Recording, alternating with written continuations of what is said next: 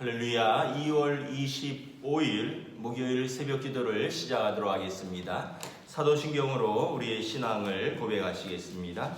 나는 전능하신 아버지 하나님 천지의 창조주를 믿습니다. 나는 그의 유일하신 아들 우리 주 예수 그리스도를 믿습니다. 그는 성령으로 잉태되어 동정녀 마리아에게서 나시고 본디오 빌라도에게 고난을 받아 십자가에 못 박혀 죽으시고 장사된 지 사흘 만에 죽은 자 가운데서 다시 살아나셨으며 하늘에 오르시어 전능하신 아버지 하나님 우편에 앉아 계시다가 거기로부터 살아있는 자와 죽은 자를 심판하러 오십니다. 나는 성령을 믿으며 거룩한 공교회와 성도의 교제와 죄를 용서받는 것과 몸의 부활과 영생을 믿습니다. 아멘. 찬송가 542장 찬양하시겠습니다. 찬송가 542장입니다.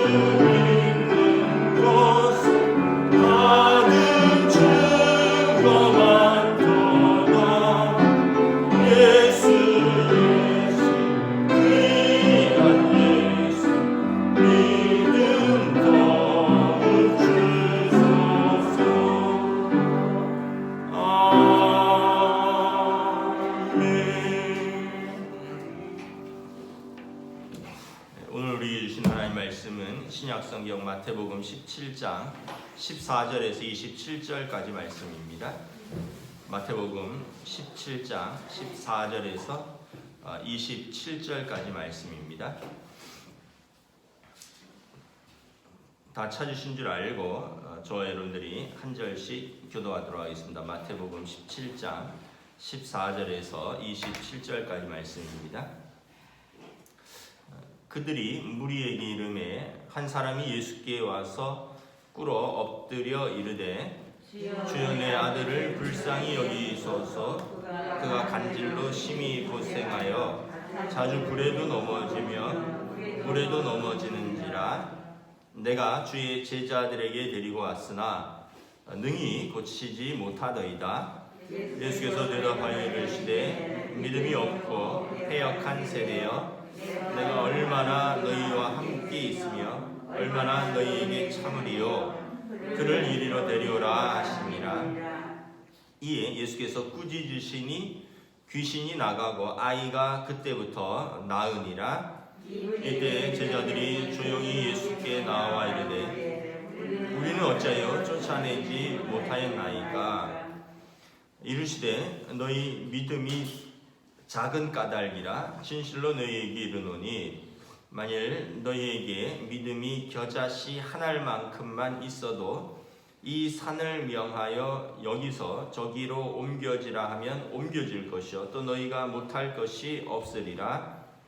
갈릴리에 모일 때에 예수께서 제자들에게 이르시되 인자가 장차 사람들의 손에 넘겨지고 죽임을 당하고 제3일에 살아나리라 하시니 제자들이 매우 근심하더라. 가버나움에 이르니 반세계를 받는 자들이 베드로에게 나와 이르되 너희 선생은 반세계를 내지 아니하느냐. 이르되 내신다 하고 집에 들어가니 예수께서 먼저 이르시되 시몬아 내 생각은 어떠하냐. 세상 임금들이 누구에게 관세와 국세를 받느냐. 자기 아들들에게냐 타인에게냐. 베드로가 이르되 타인에게나이다. 예수께서 이르시되 그러면 아들들은 세를 면하리라.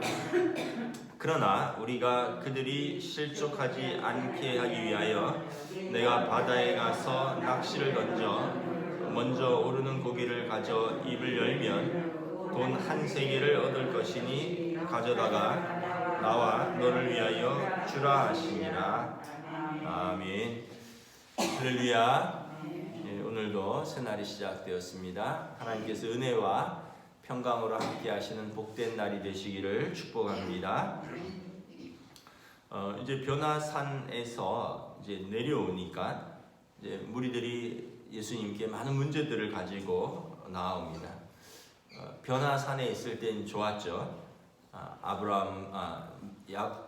엘리야와 모세와 함께 예수님께서 계시고 제자들도 너무 영광스럽고 아름답고, 그래서 우리가 여기서 초막셋을 짓고 세 분은 거기서 머물고 우리는 뭐 아무 데서나 있어도 좋다 이러면서 여기서 계속 머물게 하자 예수님께 말했던 베드로의 말씀을 기억할 것입니다.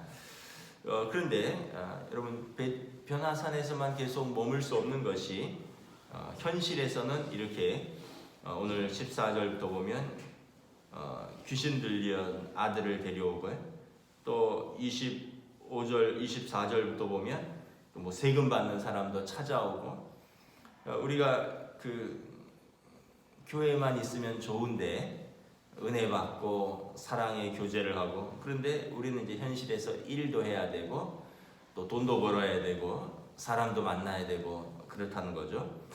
그래서 여러분 건강한 신앙은 뭐냐 하면 가정과 일터와 교회가 이렇게 균형 잡혀야지 건강한 신앙입니다.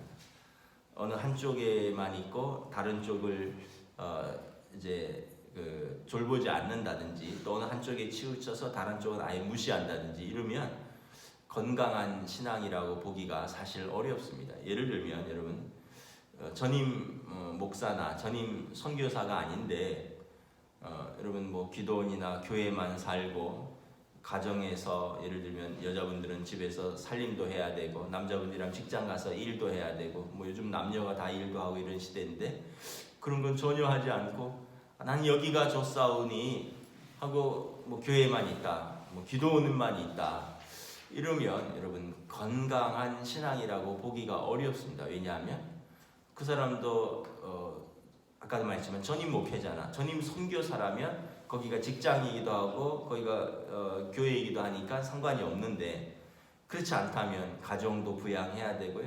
또 하나님께서 자기에게 주신 달란트로 세상을 섬기는 것이 이것이 건강한 사회인이기도 하고 건강한 신앙생활인이기도 한 것입니다.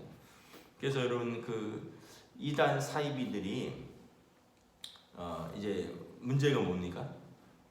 합숙 생활을 하잖아요. 거기 들어와서 합숙 생활을 하면서 이제 거기에서 가정 집도 갖추라고요. 뭐 여러분 뭐 특정 이단들 보면 부모들이 아이들 찾으러 막 다닙니다. 여기에 빼앗긴 우리 아이들을 찾아주십시오 하고 시위도 하고 뭐 이 방송으로 나가서 좀 조심스럽긴 한데 신천지가 대표적입니다. 아이들이 신천지에 한번 빠지면 집을 다 나옵니다. 아내도 집을 나가고요, 남편도 집을 나가고 그렇습니다. 뭐 그 외에 다른 이단들의 특징이 가정에서부터 사회에서부터 그 사람들을 빼앗아 갑니다. 고립시키는 거죠. 그래서 거기서 쇠뇌하고 그래서 이제 결국은 그 사람들을 통해서 영적으로 또는 물질적으로 그들의 삶을 완전히 피폐해지도록 빼앗아가는 것입니다. 그래서 잘 분별을 해야 되는 거죠.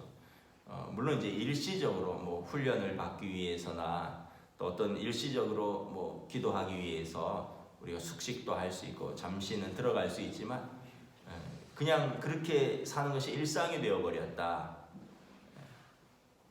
그러면 저는 좀 문제가 있다라고 봅니다. 14절에 예수님께서 이제 내려오니까 이제 무리들이 나타나서 예수님께 와서 엎드려서 이랬는데 주여 내 아들을 불쌍히 여기소서 그가 간질로 심히 고생하여 자주 불에도 넘어지며 물에도 넘어지나이다. 여기 이제 간질이라고 되어 있지만 이제 이 원어에 보면 세게니 마제 타이라는 단어인데 이 단어는 뭐냐면 달에게 침범당하다 이런 의미가 있습니다.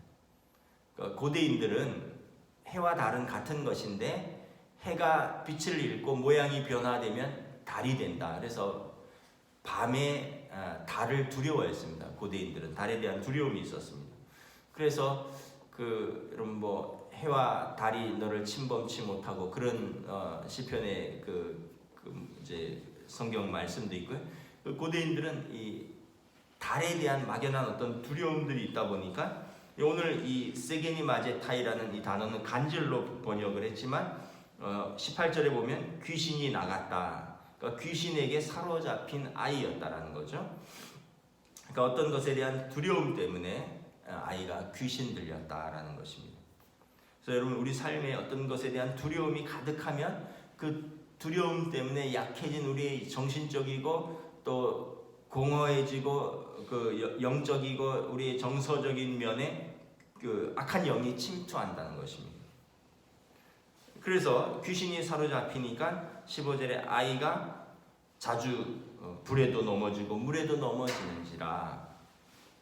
16절에 내가 주의 제자들에게로 데리고 왔으나 능히 고치지 못하더이다. 이 간질은 저도 예전에 있던 교인 중에 한번 본 적이 있는데 간질과 귀신 들림은 사실 좀 다른 것입니다. 간질은 뇌에 어떤 특정 부분에 질환이 있는 것입니다. 그래서 그 부분에서 이제 통제를 하지 못하기 때문에 막 넘어지고 거품도 물고 경련이 일어나고 그러다가 이제 또 진정되기도 하고 이런 것이 있는 뇌적인 질환이고요. 여기서는 이제 귀신 들림으로 보는 것이죠. 16절에 내가 주의 제자들에게 데리고 왔으나 능히 고치지 못하더이다.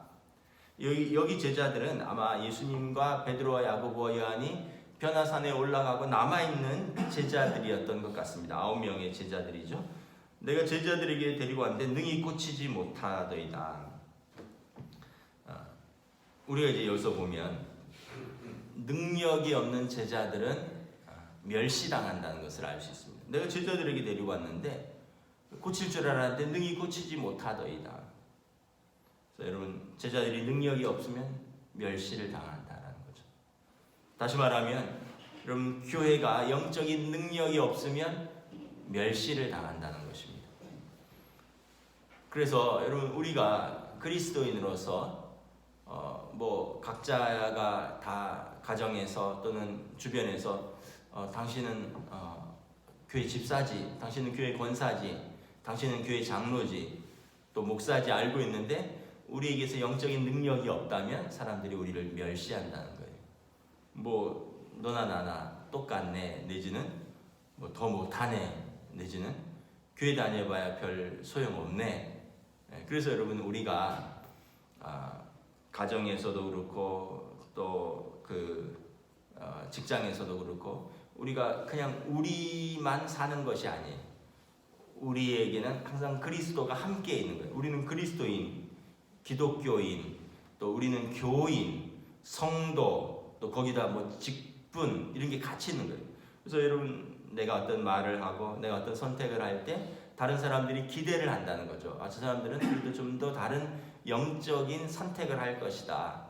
다른 영적인 말을 할 것이다 라고 기대를 하면서 바라보는데 내 입에서 나가는 말이 내가 하는 선택이 자기들이 볼 때 영적이지 않는다 하면 교회 다녀도 별 수 없구나. 또 심지어는 뭐 여러분 가정에서 이제 아이들이 그럴 수도 있지 않아요? 뭐 그래도 아빠는 뭔데 엄마는 뭔데 이렇게까지 나온다면 내가 성도로서 또 교인으로서 합당한 영적인 능력이 드러나지 않는구나. 여러분 우리가 이것을 다시 한번 돌아보아야 할 것입니다. 17절에 예수님께서 말씀하십니다. 믿음이 없고 패역한 세대여 내가 얼마나 너희와 함께 있으리요 얼마나 너희에게 참으리요 그를 이리로 데려오라 하시니라. 예수님께서 책망하셨습니다. 이 믿음이 없고 패역한 세대여. 사실은 뭐 제자들뿐만 아니라 이 다른 유대인들을 말하는 것입니다. 이제 이방인들은 오히려 믿음이 있었죠. 여러분 백부장의 종 사건 아시죠? 백부장이 종이 병들었는데 예수님이 가신다 그러니까 오실 필요 없다. 말씀만 하시옵소서. 나도 내 위에 상관 있고 내 밑에 부하가 수하가 사람이 있어서 오라 하면 오고 가라 하면 가라 하는데 주께서 우리 집까지 오실 필요가 없습니다. 그냥 말씀만 하시면 내 종이 낫겠나이다. 예수님께서 이방인에게 어떻게 이렇게 큰 믿음이 있느냐 칭찬하셨죠. 수로보니게 여인의 믿음 아시죠? 몰래 예수님의 뒤에 와서 그 옷자락만 만지면 내가 병이 나을 줄 아나이다. 이것은 혈류병 여인이네. 내 딸이 귀신 들렸나이다. 그 예수님께서 나는 이스라엘에 잃어버린 자에게로 왔다. 그랬더니 그러면서 이제 가족에게 줄 것을 개에게 주는 것이 마땅치 않다 했더니 개도 주인의 상에서 떨어지는 것을 부스러기를 먹습니다. 그래서 부스러기 믿음이라 그랬잖아요. 예수님한테 어떻게 보면 예수님이 그녀의 믿음을 테스트했을 때 그녀가 그런 모욕적인 말을 들었음에도 불구하고 엄마로서 딸을 고치기 위하여 또 예수님이 메시아로서 그 병을 고칠 수 있는 능력이 있기 때문에 끝까지 예수님 앞에서 매어 달렸던 그 여인, 오히려 이방인들, 백부장은 로마인이고요. 수로보니게 여인은 이방 여인인데 그들에게는 이런 믿음이 있는데 왜 제자들은 믿음이 없고 또 이 유대인들은 끊임없이 예수님을 시험하고 그래서 예수님 보실 때 믿음이 없고 패역한 세대요. 내가 얼마나 너희와 함께 있으리요 얼마나 너희에게 참으리요 그를 이리로 데려오라. 예수님이 좀 서글픈 거죠. 언제까지 너희와 제자들 너희와 함께 있을 것이며 또 유대인들에게 내가 언제까지 너희에 대해서 참겠느냐. 예수님이 꾸짖으시니까 아이를 데려오고 예수님이 꾸짖으시니 귀신이 나가고 아이가 그때부터 나으니라. 여러분 예수님과 함께 있으면 귀신이 쫓겨나는 거죠. 그래서 여러분 귀신 들린 것, 그러니까 사실은 여러분 우리가 여러 가지 어떤 영적인 현상들은 주님을 모시면 자연스럽게 해결되는 것입니다. 여러분 우리 주변에 이렇게 보세요. 예를 들면 주변이 더러워져요. 그러면 그걸 그대로 방치해주면 어떻게 될까요? 점점 더 더럽게 쌓입니다. 우리 집 마당에 예를 들어서 누가 쓰레기를 버리고 왔다. 내가 안 치우면 이제 점점 지나면 사람들이 거기다 담배꽁초도 버리고 또 쓰레기도 버리고 점점 더 해서 쓰레기가 늘어납니다. 그런데 얼른 치워버리면 사람들이 깨끗한 곳에 버리기를 두려워하는 거죠. 여러분 마찬가지입니다. 왜 우리의 삶에서 이런 어떤 귀신 들림이나 어떤 정신병적인 것들이 있느냐 하면 우리가 계속 두려움 속에서 예수님을 모시지 못하기 때문에 그렇습니다. 그럼 더러운 귀신 들린 사람들이 이 사람은 약하구나, 내가 들어와도 될 공간이 있구나 하고 계속 침범하는 것입니다. 그런데 여러분 예수님을 모시면 깨끗해지면 이제 들어올 수가 없는 것이죠. 그래서 여러분 우리가 항상 생각을 해야 됩니다. 이제 막 정말 너무 힘들면 뭐 그런 표현도 쓰잖아요. 정말 미치겠다, 정말 미쳐버리고 싶다, 제정신으로 살기 힘들다, 이런 때가 살다 보면 가끔 한두 번씩 있잖아요. 그럴 때 정말 정신을 바짝 차려야 됩니다. 그때가 정말 귀신이 사탄이 우리를 시험하기 좋은 때인 거죠. 그럴 때일수록 여러분 예수님 앞에 나와서 기도하고, 오늘 여기 보면 예수님께 나오면 귀신이 쫓겨나고 문제가 해결되는 것입니다. 20절에 보면 19절에 제자들이 조용히 나와서 묻습니다. 우리가 어찌하여 쫓아내지 못하였나이까? 조용히 나와서 물었다는 것은 제자들이 좀 창피했겠죠. 여기 영어 성경에 보니까 The disciples came to Jesus in private and asked. 아주 조용히 예수님께 와서 은밀하게 살짝 물었다는 거예요. 주여, 우리가 어찌하여 쫓아내지 못하였나이까? 예수님이 말씀하십니다. 20절에 너희 믿음이 작은 까닭이라.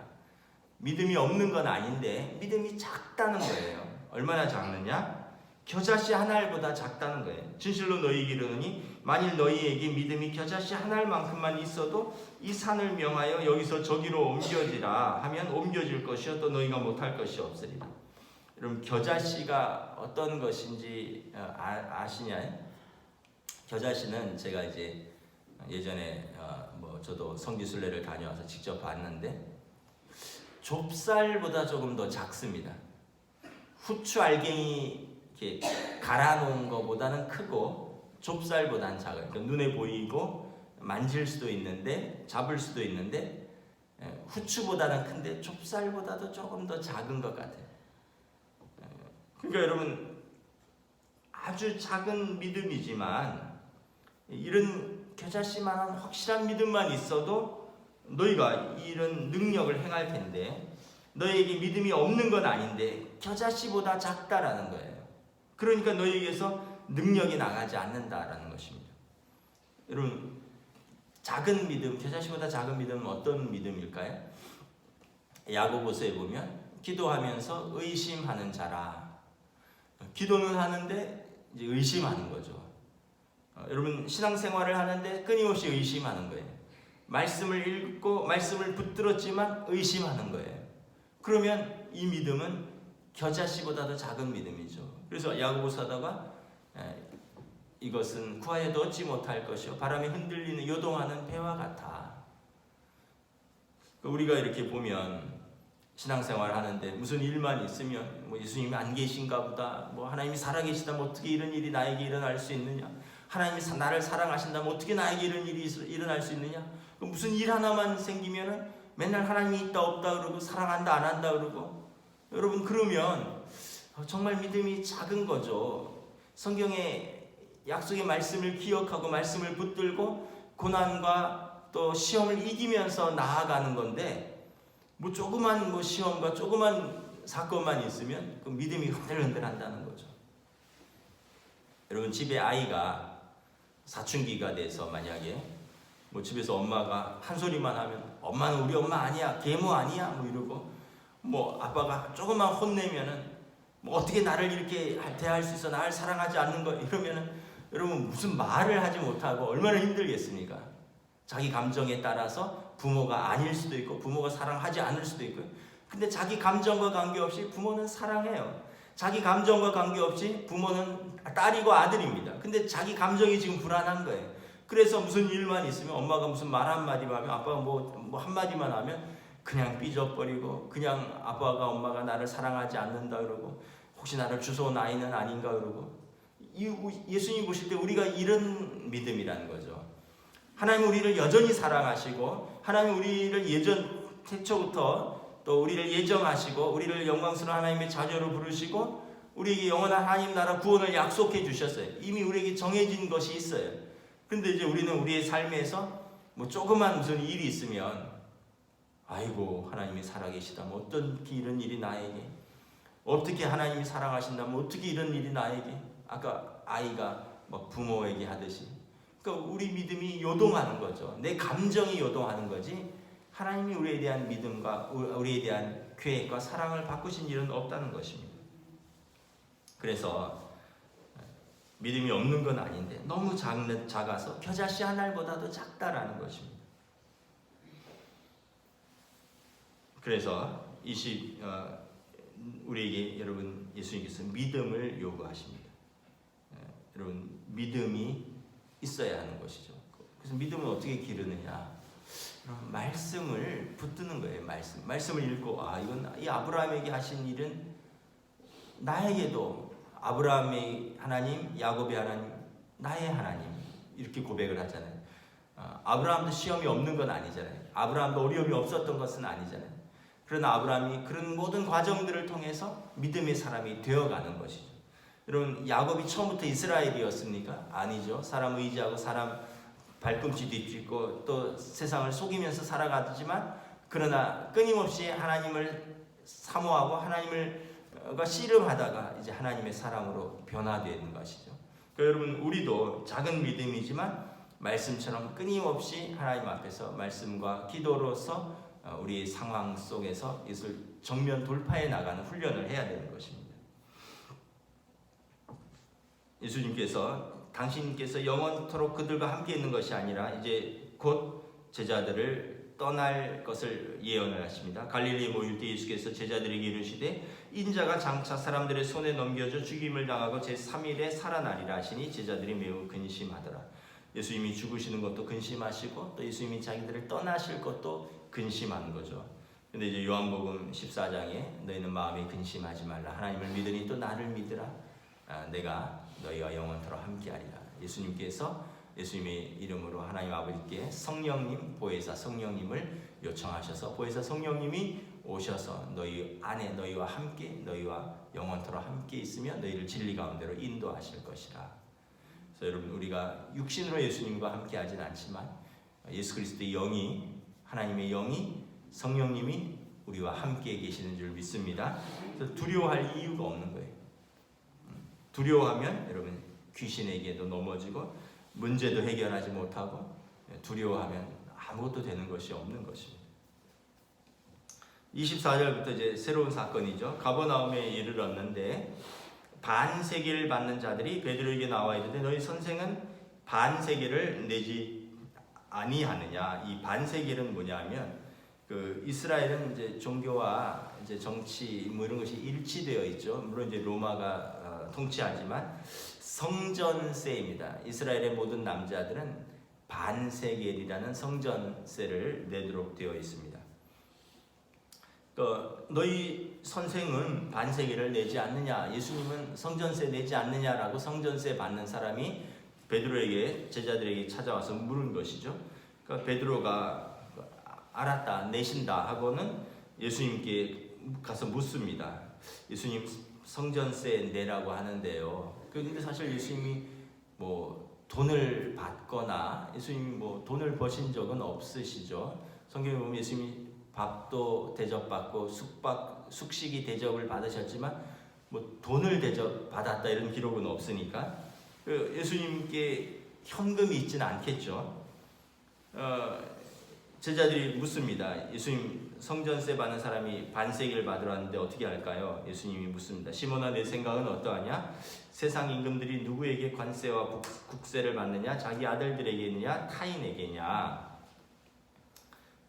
이제 베드로가 이르되 타인에게나이다. 예수께서 이르시되 그러면 아들들은 세를 면하리라. 여러분 여기 보면 이런 거죠. 누군가가 자기 건물에 아들이나 딸이 세 들어와 있어요. 그러면 이제 뭐 아들이나 딸도 세를 낼 수도 있지만 아들이나 딸이 만약에 어렵다면 부모가 그냥 살아라 이럴 수 있는 거죠. 그런데 다른 사람은 뭐 어렵든지 안 어렵든지 세를 받을 목적으로 다른 사람을 드리는 것이고 다른 사람이 세를 못 내면 나가라 이러겠죠. 근데 아들이나 딸은 뭐 꼭 세를 받을 목적일 수도 있고 아니라 할지라도 너무 어려우면 그냥 더 살아라. 그래서 여러분 자녀에게 부모는 세를 받지 않는다는 거죠. 타인에게 받는다는 거죠. 그런데 하나님의 아들이 성전세를 내시는 것이 이론적으로 맞느냐라는 거죠. 하나님의 아들이 성전의 주인이시잖아요. 인자가 성전의 주인인데 사람들에게 성전세를 받아서 성전을 가꾸고 운영하고 또 제사장들의 생활비를 대고 이런 것인데, 하나님의 아들이 성전의 주인이신데 성전세를 내는 게 맞느냐 예수님께서 일단 물으셨어요. 그러니까 다시 말하면 예수님은 성전세를 내실 책임이 없다는 거죠. 하나님의 아들이고 여러분 인자가 성전이시니까. 그러나 27절에 중요한 것이, 그러나 우리가 그들이 실족하지 않기 위하여 내겠다는 것입니다. 근데 다른 사람들이 실족하면 안 되니까, 세상이 이해하지 못하지만 그러나 세상이 우리 때문에 실족하면 안 되기 때문에 내가 성전세를 내겠다. 바다에 가서 낚시하면 물고기가 있을 것인데 물고기가 이제 동전을 삼켰나 봐요. 한 세겔짜리. 그래서 그 물고기로 너와 나의 성전세를 내라. 한국 교회가 이제 몇 년 전까지 세금을 이제 목회자들은 내지 않았습니다. 뭐 여러 가지 이유가 있었는데 아마 가장 이제 대표적인 이유는 뭐냐 하면, 그 성도들이 이미 세금을 낸 것으로, 성도들이 일을 해서 세금을 떼고 월급을 받잖아요. 또 그래서 성도들이 세금을 낸 것을 교회에 쉽게 얘기하면 이제 기부금이죠. 교회 헌금으로 드린 것이기 때문에 교회는 이제 이미 세금이 낸 것이다, 이런 논리가 있었고, 그리고 또 과거에 이제 우리가 이제 광복 이후에 처음부터 이제 종교계는 또 그런 것을 받아들여지고 또 이제 용납을 해줬습니다. 그래서 수십 년간 이제 세금을 내지 않았는데, 이제 점점 시대가 이제 발전하고 또 투명해지고 또 종교계에게 이제 엄격한 기준들이 적용되면서 그건 그거고 성도들이 낸 세금이지만 당신들에게는 또 그것도 수입이니까 목회자들도 세금을 내야 된다. 그래서 이런 여론들이 비등해져서 몇 년 전부터 이제 저희도 세금을 내고 있습니다. 근데 제가 내봤더니요, 내는 게 훨씬 좋습니다. 이유는 뭐냐 하면, 저희 소득으로는 5 식구 내면 다 면제입니다. 저는 세금 내면 야 얼마나 떼가 나. 맨날 직장인들이 세금 떼고 이것 떼고 자영업자들이 뭐 수수료 떼고 세금 떼고 남는 게 없다 그래서 저도 걱정 많이 하면서 이제 저도 홈택스라고 이제 거기에 이제 하는데 하나도 낼 게 없어요. 신기하더라고요. 제 소득을 입력하고 저희 5 식구 입력하고 뭐 이것저것 하고 또 저도 헌금 낸 거 기부금 영수증 첨부하고 이러니까 0이 나와요. 0이. 그래서 괜히 이거 세금 막 내서 생활 어려워질까봐 염려할 필요가 없었구나. 또 하나는 세금을 내니까 여름에 되면 자녀 장려금이 나오더라고요. 그 아이들을 키우니까 미성년자 아이들을 키우는데 자녀 장려금이라고 해서 한 1인당 한 5, 60만 원 가까이 나오는 것 같아요. 그래서 한 100만 원 정도 1년에 한 번, 나는 세금을 뭐 내긴 내요. 한 몇만 원 정도 수준으로 냅니다. 다 거의 제로에 가까운데 그런데 국가에서 100여만 원을 주더라고요. 그 아이들 이제 자녀 장려금이라고. 그리고 아이가 대학을 가니까 이제 국가장학금이라는 걸 신청을 합니다. 국가장학금이라는 걸 신청하면 이전에는 목회자들이 신청을 못했어요. 왜냐하면 소득이 잡히지가 않아서. 근데 지금은 소득 신고가 다 되어 있기 때문에 국가장학금을 신청하면 이 사람은 소득 몇 프로이기 때문에 몇 %에 해당하는 아이의 대학의 국가장학금을 일정 부분 보존을 해줍니다. 그래서 제가 깨달은 게 진작 낼 걸 그랬구나. 세금을 내면 소득이 명확해지니까 오히려 작으면 국가에서 지원해주는 혜택들이 많은 거예요. 그 제가 볼 때 뭐 저만 해도 그러니까 개척교회라든가 일반 교회 목회자들은 진작부터 세금을 내고 뭐 신고만 하는 거죠. 그러면 많은 오히려 지원들이 있을 수 있겠다. 그래서 여기 보면 우리가 그들이 실족하지 않기 위하여, 제가 알기로는 대한민국의 그 목회자들의 거의 80% 정도는 거의 다 오히려 국가로부터 지원을 받을 정도의 소득입니다. 그런데 이제 나머지 한 10% 20% 또는 조금 굉장히 좀 소득이 높은 분들이 좀 있겠죠. 대형 교회. 그분들 때문에 이제 사람들이 실족한다는 거예요. 그래서 굳이 사람들이 실족하면서 소득 있는 곳에 과세 있다. 이 여론들이 왜 그런 이야기를 들을 필요가 없다라는 거죠. 진작에 종교인들도 소득을 세금 신고를 하는 것이 맞다. 저는 이렇게 생각을 합니다. 저는 이전부터 그런 생각을 가지고 있었어요. 그런데 이제 제도적으로 우리 교단에서 참여한 것이 이제 몇 년 되지 않습니다. 말씀을 좀 정리하도록 하겠습니다. 여러분들도 뭐 직장인들은 투명하게 세금을 떼니까 뭐 이제 문제가 없을 것이고, 뭐 자영업자들 또 뭐 여러 가지 세금 신고를 할 때 있어서 여러분 다른 사람들이 실족하지 않도록 하는 것이 또 우리의 책무 중에 하나입니다. 안 믿는 사람들이 우리 때문에 실족하지 않도록 우리의 말이나 우리의 또 행동이나 우리의 돈 문제나 국가에 대해서나 사회에 대해서 그 사람들이 우리 때문에 실족하면 이것은 우리의 또 사회적 책임이 아니다라는 것입니다. 그래서 우리에게 작은 믿음이지만 주님과 함께 있고 주님을 붙들고 이 믿음으로 여러분 우리의 삶의 문제들을 씨름해 나가면서 하나하나 헤쳐나가는 그런 믿음으로 승리하시기를 주님의 이름으로 축복합니다. 아멘. 기도하겠습니다. 주님의 은혜를 감사합니다. 변화산에서 내려오니 어떤 사람은 귀신 들린 아들을 데려오고 변화산에서 내려오니 또 성전세를 받으러 사람들이 찾아오고 제자들과 예수님이 변화산에서만 있으면 좋지만 그러나 그곳에서만 머물 것이 아니라 그들의 사명은 내려와서 그들의 가정에서 그들의 일터에서 또 그들의 사회에서 함께 사람들과 씨름하면서 그 사명을 감당해야 하는 것을 예수님이 깨우쳐 주십니다. 그리고 우리는 삶의 모든 것에서 우리 믿음을 보여야 한다라고 말씀을 합니다.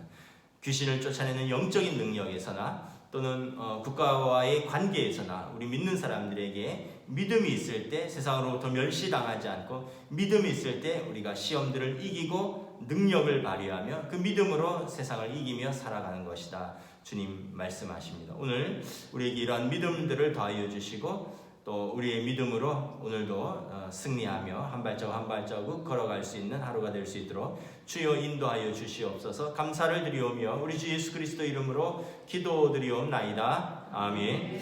하늘에 계신 우리 아버지, 아버지의 이름을 거룩하게 하시며 아버지의 나라가 오게 하시며 아버지의 뜻이 하늘에서와 같이 땅에서도 이루어지게 하소서. 오늘 우리에게 일용할 양식을 주시고 우리가 우리에게 잘못한 사람을 용서하여 준 것 같이 우리 죄를 용서하여 주시고 우리를 시험에 빠지지 않게 하시고 악에서 구하소서. 나라와 권능과 영광이 영원히 아버지의 것입니다. 아멘.